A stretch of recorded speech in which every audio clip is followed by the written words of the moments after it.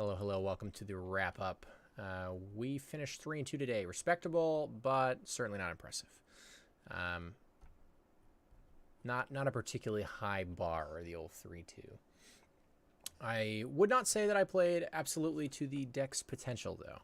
I think this deck is pretty reasonable right now. I don't have a perfect or great feel for how all of its matchups are going to be, how its positioning might be, but I think that the archetype has inherent potential, doesn't just give up a bunch of matchups, as some Chalice decks can tend to do. It has game in a lot of matchups, I guess is a better way of saying that. I think there is reason to continue exploring the archetype, continue tuning it a little bit, find the right number of mana sources. I don't know if you could find a way to cut one of your 28, I guess, mana sources we're playing at this point. Again, it's not quite that way. 4 of them are mana monkeys, 3 of them are gemstone caverns. It's not so simple to say, let's just cut a land. That's easy. You also really do have to balance this white mana, colorless mana situation. It can actually be difficult to be able to cast all of your spells from time to time when you have so many colorless lands that only produce colorless, so many white lands that only produce white. That's where things like Shafet Dunes can really come in handy.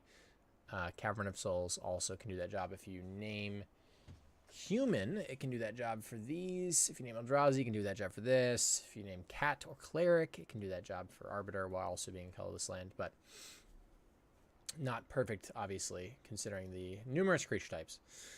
That said, yeah, I think the archetype is reasonable. I think it's worth exploring. If you're interested in these kind of decks, you've been looking for an Eldrazi archetype, I think this is a very, very reasonable place to be.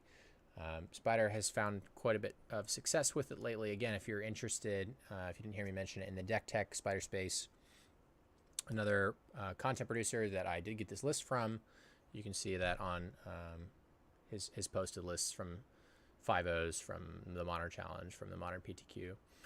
And if you're interested, I played this deck on my stream once or twice, and you'll certainly find him playing that quite a bit if you want to check that out. So certainly shout out to him if this is something you're interested in seeing played even more.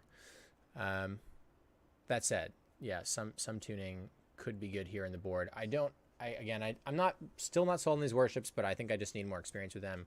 Still not sold on this Karn, but I think I just want to have more games with them as well. But pretty much all the main deck I'm happy with. Not a lot I want to change. I did see another list in the Modern PTQ, I believe 8-1.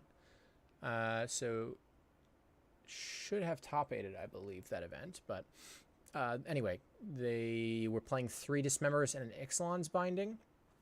They were on a list with only 1 Horizon Canopy, which I do not like very much. But they did have 3 Dismembers and a Binding, and then I think a Binding in the board instead of the cast out, if I remember correctly, and largely everything else was the same. I don't think I like that. I feel like I prefer this at the moment, but I'm not sure. Something like that could be good. And that's kind of where I'm going with this. I feel like there's like a lot of different testing, a lot of different tuning that can be done with a list like this. It's not really pinned down all the way, and I'm excited to see what kind of iterations show up in the future. Either way, thank you everybody for watching. I do appreciate it, especially making it this far through. If you enjoyed or have any suggestions for future video series or anything along those lines, please let me know below. Or any sort of criticism as well, please go ahead and let us know in the comments there. But either way, thank you again. I do appreciate it. I hope you have a wonderful rest of your day, and I'll see you next time.